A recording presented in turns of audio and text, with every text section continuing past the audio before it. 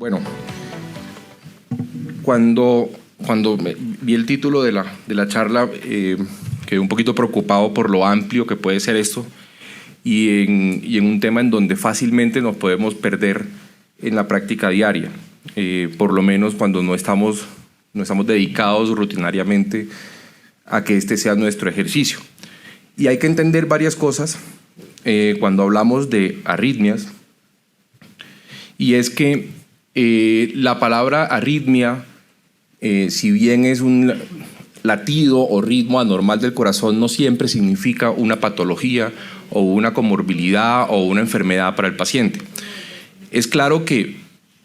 permanentemente o frecuentemente vemos en personas sanas alteraciones del ritmo cardíaco sin que tengan ninguna connotación patológica, y es parte del ejercicio que tenemos que hacer en el momento de evaluar un paciente con arritmia,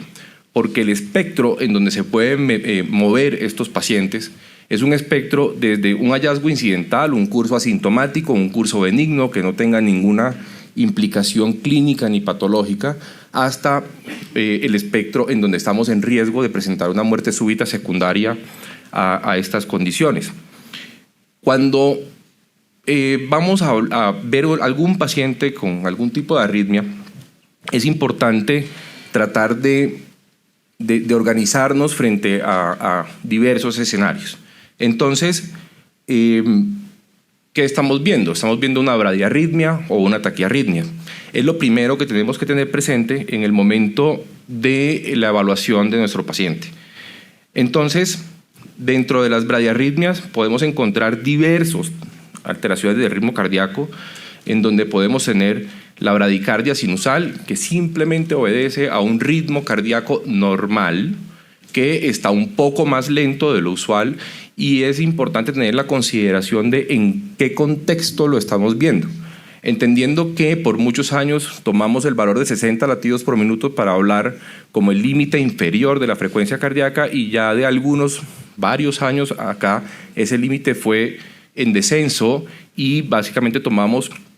50 latidos por minuto como un límite inferior normal. Y esto es importante tenerlo presente porque todavía vemos muchos informes de lecturas de exámenes, de electrocardiogramas, de Holter, en donde reportan 55 latidos por minuto y la lectura o la interpretación que le haga el médico a cargo de ese examen dice bradicardia sinusal, y entramos en confusión un poco cuando estamos evaluando a esos pacientes. Hay otras condiciones como el bloqueo sinoatrial, que desde el punto de vista electrofisiológico básicamente es la imposibilidad del impulso del nodo sinusal para salir hacia la aurícula,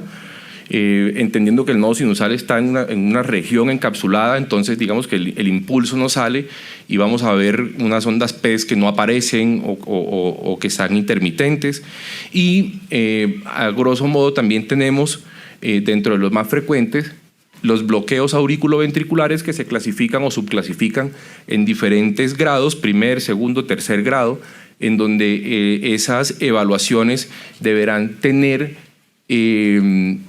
el momento de verlos, deberán tenerse presente en qué paciente lo estoy viendo, a qué hora lo está presentando y qué síntomas pueda tener asociados a eso o no, porque de eso dependerá la conducta que yo vaya a tomar en mi paciente o no. Tomando el primer tópico, que es la bradicardia sinusal, tenemos que entender que los 50 latidos por minuto estamos hablando de un paciente en vigilia, en reposo, como una frecuencia cardíaca normal. Incluso durante el sueño podemos ver que el paciente tenga menores frecuencias cardíacas. ¿Y de qué va a depender eso? Va a depender de la profundidad del sueño, va a depender de la edad del paciente, en donde podemos ver en personas jóvenes podemos ver frecuencias cardíacas incluso menores de 40 latidos por minuto durante la fase de sueño, el entrenamiento físico, en donde las personas que tienen un buen acondicionamiento cardiovascular pueden presentar ese mismo fenómeno, que lo vemos hasta los 50 años como algo normal. En personas no entrenadas con regularidad es normal hasta los 40 años más o menos. Ya en personas mayores podemos considerar que ya no es algo tan normal, aclarando que no debe ser tomado lo anormal como patológico siempre. Y en estos pacientes nos tocaría indagar otras situaciones que puedan estar desencadenando esas bradicardias. Ya vamos a ver una lista de condiciones y medicamentos que nos pueden precipitar eso, pero adelantándome un poco, tenemos que indagar si no tenemos apnea de sueño, que no estemos tomando medicamentos cardiovasculares que nos puedan producir bradicardia o no cardiovasculares, como analgésicos, anticonvulsivantes, etcétera,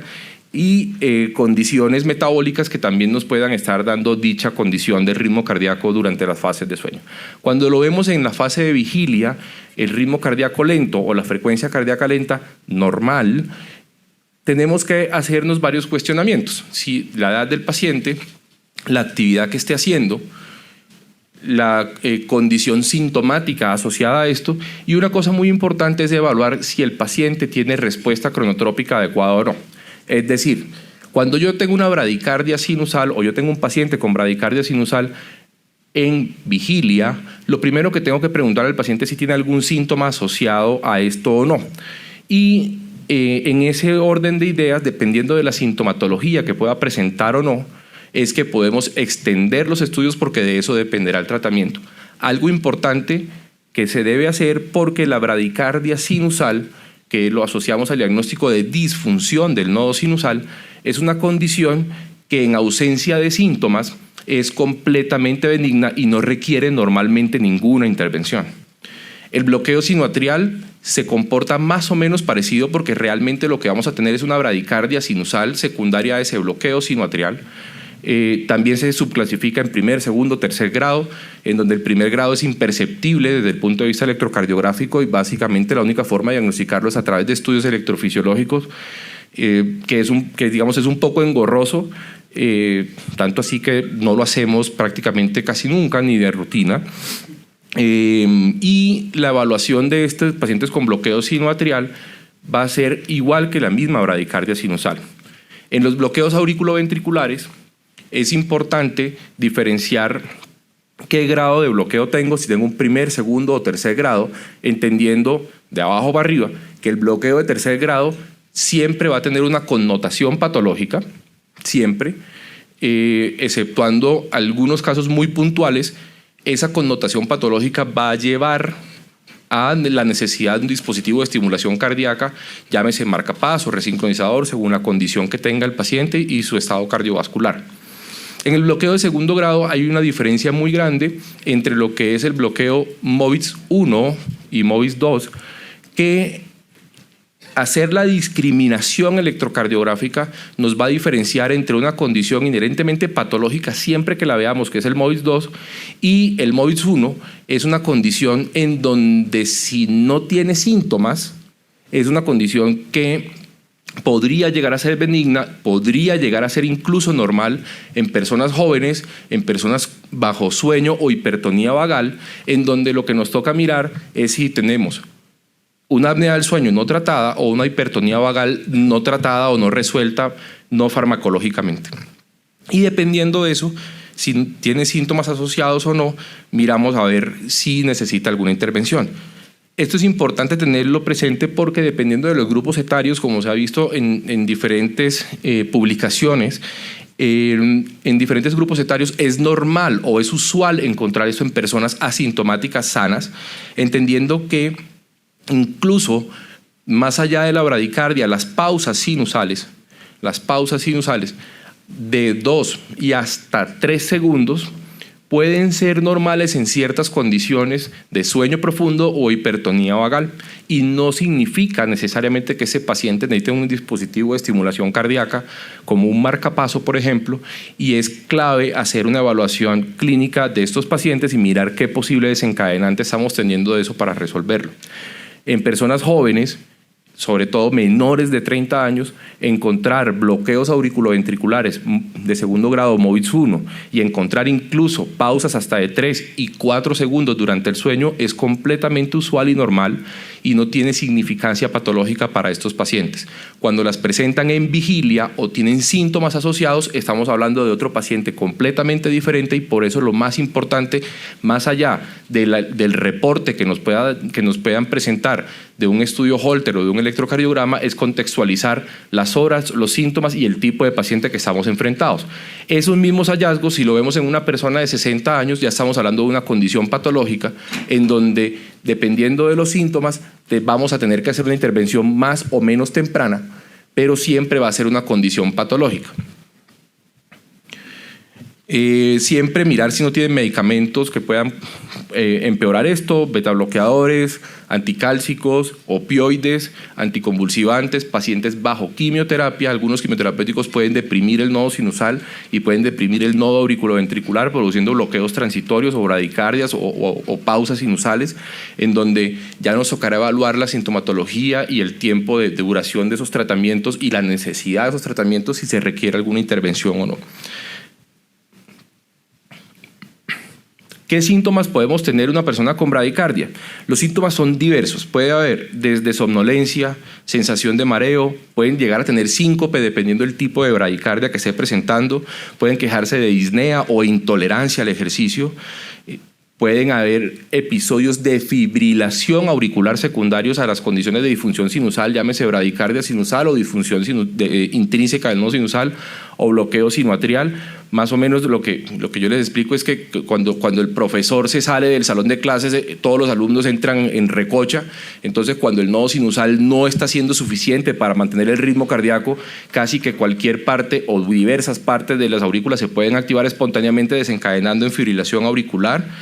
Y es parte de lo que explica, pero los síntomas pueden ser incluso más amplios. Pacientes con hipertensión arterial, pacientes con cefaleas crónicas, hipertensiones arteriales, además que son difíciles de manejar usualmente, puede ser una manifestación de disfunción sinusal o de una bradiarritmia. Y es clave esto porque digamos que en pacientes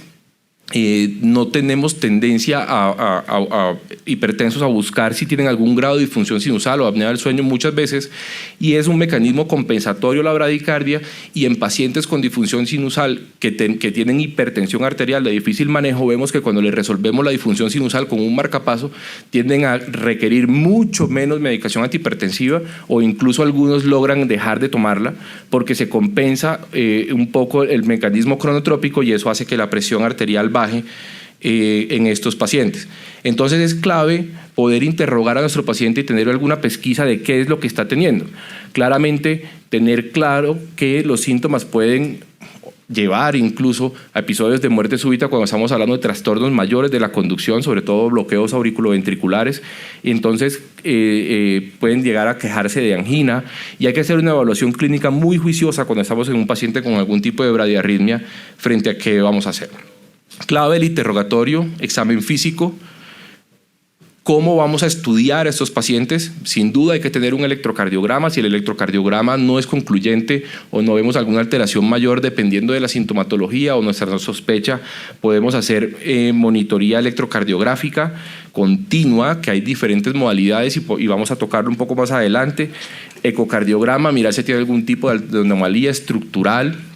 o anomalía congénita que nos pueda estar explicando o nos pueda estar predisponiendo alguna alteración del ritmo cardíaco, por ejemplo. Y cuando vamos a hablar de las modalidades de Holter, tenemos que tener presente cuál es el comportamiento de la sintomatología de nuestro paciente para poder hacer útiles estos exámenes. Con frecuencia todos pedimos Holter de 24 horas en pacientes que no tienen síntomas diarios o que su ocurrencia sintomática es bastante lejana, y el rendimiento diagnóstico del Holter de 24 horas en estos casos es supremamente bajo. Casi que tendría uno que correr con demasiada suerte que el día, un paciente que tiene síntomas cada 2-3 meses o una vez a la semana, tendríamos que tener mucha suerte que el día que se ponga el examen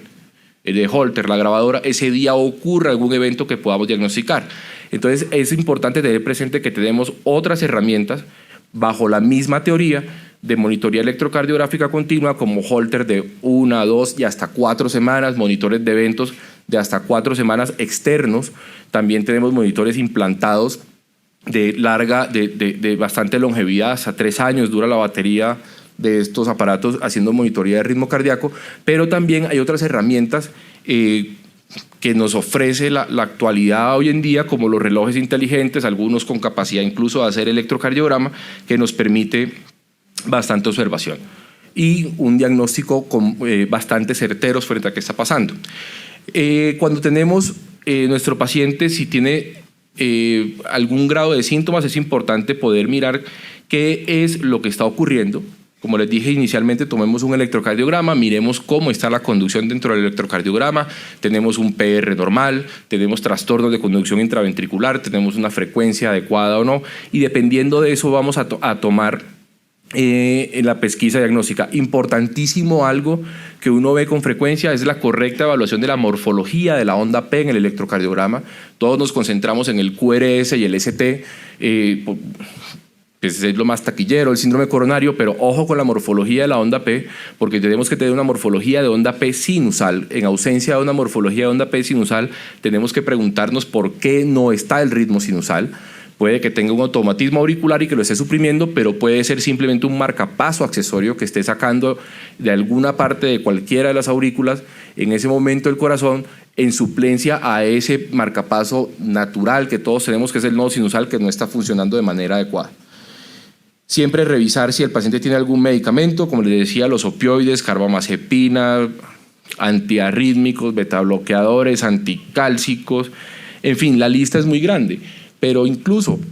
medicamentos que utilizamos con bastante frecuencia sin cuestionarnos, por ejemplo, los inhibidores de bomba de protones que nos pueden inducir bradicardia sinusal, y casi nunca nos cuestionamos de si eso puede ser lo que esté causando bradicardia o no. Básicamente le preguntamos al paciente si toma metoprolol o algún pariente del metoprolol o no, y en eso nos quedamos ahí y no interrogamos más la lista de los medicamentos que nos pueden producir esto. Y como ven, son medicamentos que, si bien no son medicamentos de uso general, si son algunos de uso frecuente en nuestros pacientes que tenemos, sobre todo en medicina interna, con múltiples comorbilidades. Siempre, digamos, tener en cuenta otras causas que pueden producir bradiarritmias: enfermedades infecciosas, endocarditis, por ejemplo, miocarditis, enfermedades autoinmunes que también puedan hacer algún tipo de afectación cardíaca y puedan inducir daño al sistema de conducción o el sistema de automatismo del nodo sinusal. Entonces, los pacientes con enfermedades autoinmunes o colagenosis pueden hacer alteraciones del ritmo cardíaco, tenerlo presente, sobre todo en mujeres y sobre todo en apariciones tempranas en ausencia de enfermedad cardiovascular. Es donde tenemos que un poco pellizcarnos en esto, porque si probablemente yo hago una disfunción sinusal o un bloqueo AV a los 70 años, soy hipertenso, diabético, no voy a pensar que estoy haciendo una manifestación de un lupus a los 70 años por un bloqueo AV. Pero si yo tengo pacientes a los 40, a los 30, a los 20 años, que cada vez los vemos con más frecuencia, sí tenemos que cuestionarnos si lo que está ocurriendo es un evento primario que nos esté desencadenando el problema.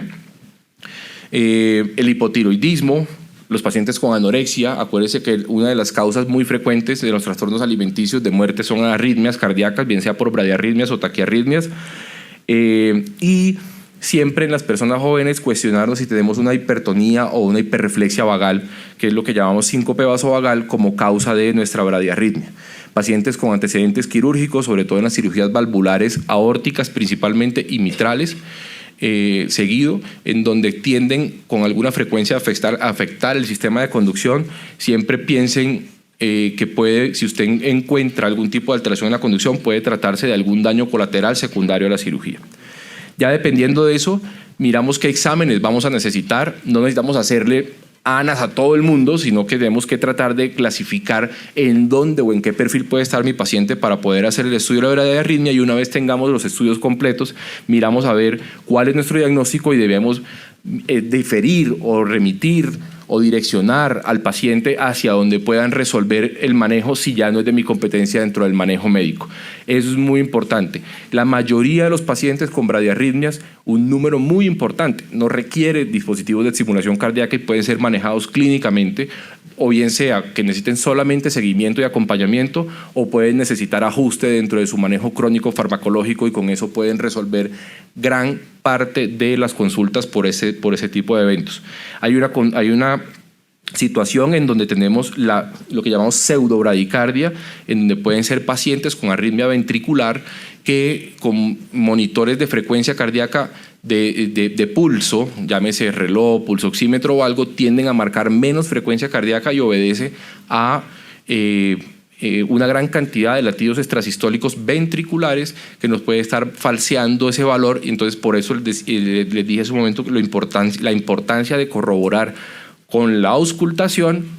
si no tienen un electrocardiograma en ese momento. Así no tengamos electrocardiograma, el fonendoscopio siempre lo tenemos y eso simplemente, esa herramienta tan sencilla nos puede ayudar un poco a poderlo aclarar. Ya dependiendo de eso miraremos la indicación, que están en las guías, de eso no vamos a hablar, de si necesita un dispositivo de estimulación cardíaca o no, dependiendo cómo lo estemos clasificando, y digamos que esas indicaciones son bastante claras y ya son más de la competencia del sitio a donde refieran el paciente, más que del manejo como tal en la clínica. En cuanto a las taquiarritmias, tenemos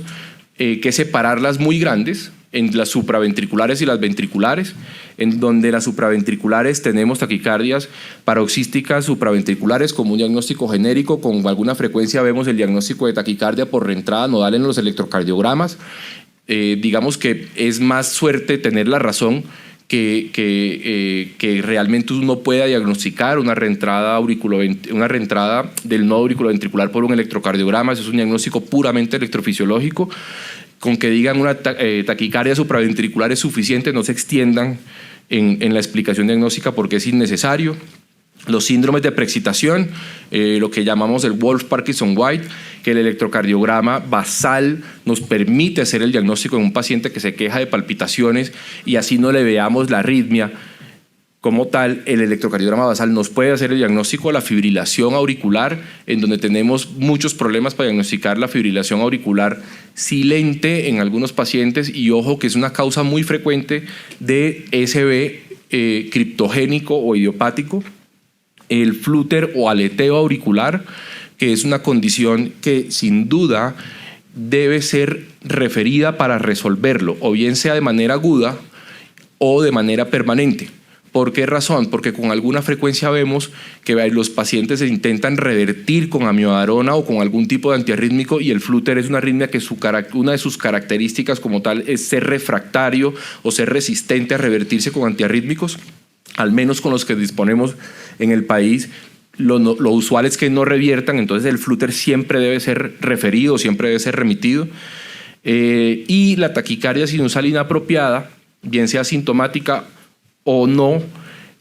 esa taquicardia sinusal inapropiada, ojo cómo la interpretamos, porque si bien no es una arritmia como tal patológica, sí puede ser bastante sintomática, y dependiendo de los valores de frecuencia cardíaca que esté teniendo el paciente en esa taquicardia sinusal inapropiada, puede desencadenar falla cardíaca o incluso cardiopatía asociada a las frecuencias cardíacas rápidas. Y es una entidad que se debe resolver, usualmente es por condiciones extrínsecas al corazón, pero debe ser resuelta de forma adecuada.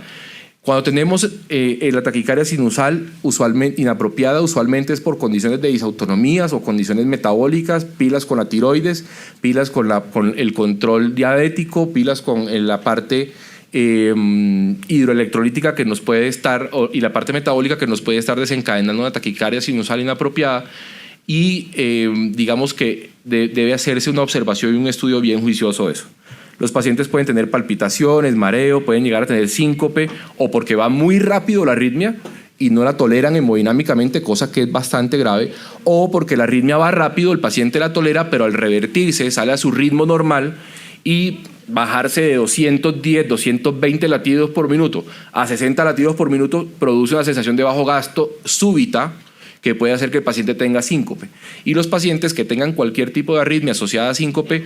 por benigna que sea la arritmia, la sintomatología que la acompaña ya no lo es, y toca tener mucho cuidado y mucha alerta con esos pacientes. Intolerancia al ejercicio, falla cardíaca,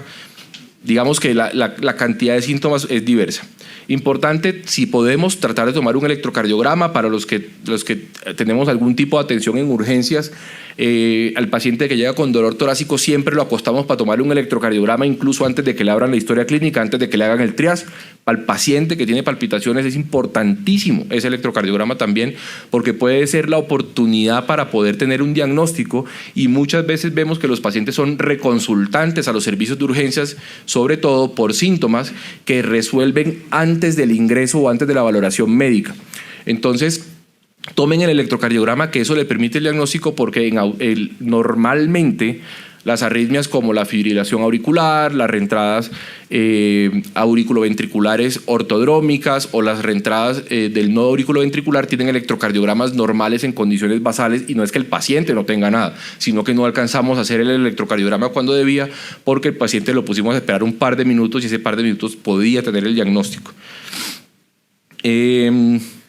tenemos que hacer? Como les decía, interrogatorio, examen físico correcto, un electrocardiograma lo más pronto posible sobre los síntomas, ojalá. Hay que mirar la parte de la función tiroidea,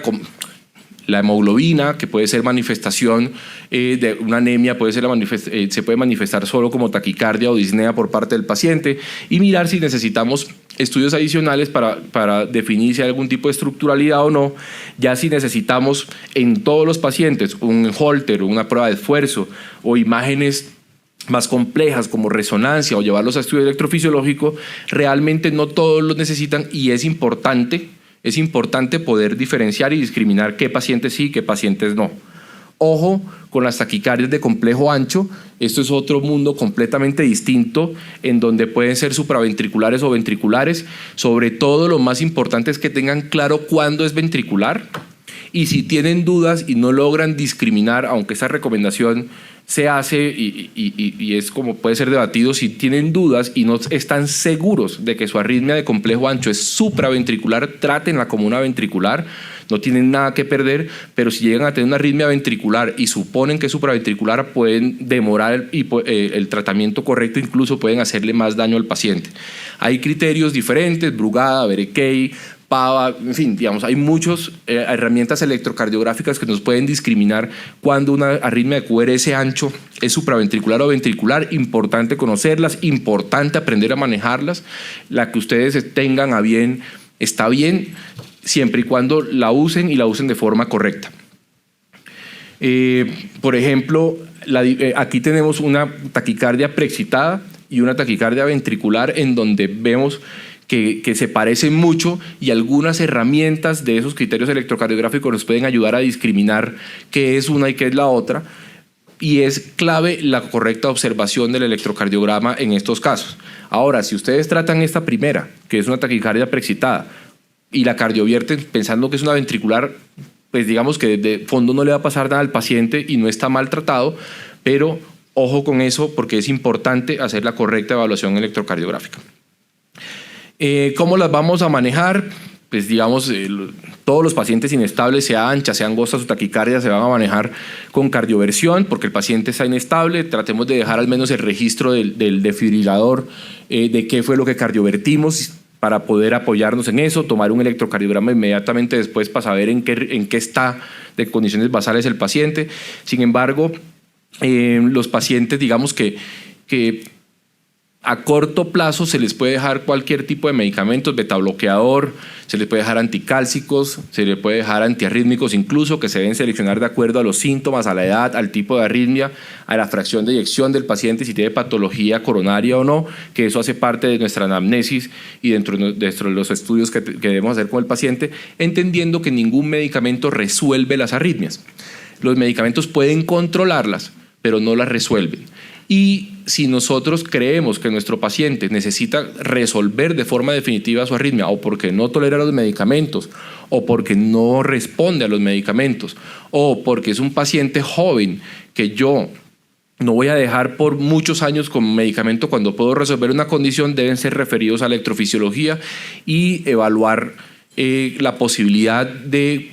con diferentes tipos de técnicas de evaluación, mirar si se puede resolver el tema del paciente o no. En pacientes frágiles, en pacientes mayores, nos tocará definir si su condición de fragilidad o su condición de comorbilidad justifica el riesgo de una intervención, o si lo podemos dejar en manejo farmacológico para controlar los síntomas.